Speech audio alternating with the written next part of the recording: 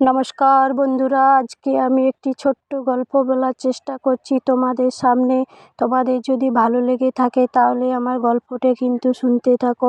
একটি গ্রামে দুইটি ছাগল ছিল। সেই দুইটি ছাগল একদিন একটি নদীর সেতু পার হওয়ার জন্য দুই প্রান্ত থেকে আসছিল।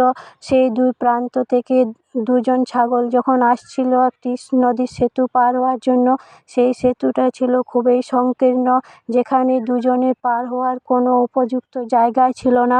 ফলে সেখানে তারা কিন্তু যখন এসে পৌঁছে মাঝপথে, সেই দুইটি ছাগল ছিল খুবই বুদ্ধিমান। একজন অপরজনকে সাহায্য করার জন্য একজন বসে পড়ল, আর অপর ছাগলটি সেখানে তার পিঠে পা দিয়ে সেই পাড়ে চলে গেল। আর সেই সেতুটা পার হওয়ার জন্য পরবর্তীকালে আরও দুটি ছাগল এলো।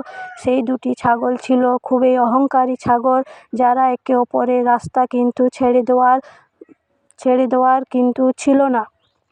ফলে সেই দুটি ছাগল যখন সেতুর মাঝপথে দুই দিক থেকে চলে এলো, তারা কিন্তু একে অপরকে রাস্তা ছাড়ছিল না। তারা নিজেদের মধ্যে সেখানে ঝগড়া বেঁধে দিল। ফলে কী হলো, তারা ঝগড়া লাগতে লাগতে একসময় নদীর জলের মধ্যে পড়ে যায় এবং তাদের জীবন হারায় সেখানে। ফলে এখানে কী হলো না, আগের দুটি ছাগল ছিল খুবই বুদ্ধিমান, আর শেষের দুটি ছাগল কিন্তু তারা তাদের মূর্খতার পরিচয় দিল। এখান থেকে আমরা কি মোরালিটি শিখতে পারছি বন্ধুরা, সেটা একটু দেখতে থাকো আর সঙ্গে থাকো। এখান থেকে কিছুটা হলেও তোমাদের শিক্ষা লাভ হবে। এখান থেকে কি শিখলে বন্ধুরা, যে জেদ ও অহংকার করা ভালো নয়।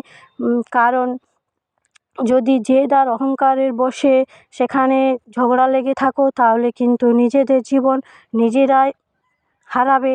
এখানে সেইটাই বলা হচ্ছে যে না হলে নিজের বিপদ কিন্তু নিজেই ডেকে আনবে। যেমন এই শেষের দুইটি ছাগলের অবস্থা হয়েছিল, যে তারা কিন্তু নিজের বশে বা নিজের জেদে শেষ পর্যন্ত নদীর জলে পড়ে গিয়ে তাদের জীবনটাই হারিয়েছিল।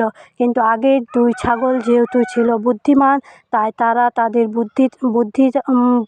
বুদ্ধিমানের পরিচয় দিয়ে সেখান থেকে বেঁচে ফিরেছিল। অতএব নত হয়ে থাকায় বুদ্ধিমানের কাজ, ঝগড়াঝাঁটি না করে সেখান থেকে বেরিয়ে আসাই ভালো, তাহলে কিন্তু বিপদ কম হবে। তোমরা কিন্তু এটা সবসময় মাথায় রাখবে। নমস্কার বন্ধুরা, এখানে আমি আমার গল্পটা শেষ করছি। ধন্যবাদ। যদি তোমাদের ভালো লেগে থাকে তাহলে স্কিপ না করে গল্পটা পুরোটাই শুনতে থাকবে।